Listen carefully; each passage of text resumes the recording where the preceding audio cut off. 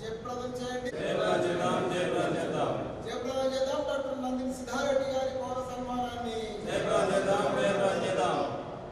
వర్ధిల్లాలి ప్రజా కళలు, వర్ధిల్లాలి ప్రజా సాహిత్యం, వర్ధిల్లాలి మందిర రచయితల సంఘం, వర్ధిల్లాలి తెలంగాణ రచయితల సంఘం.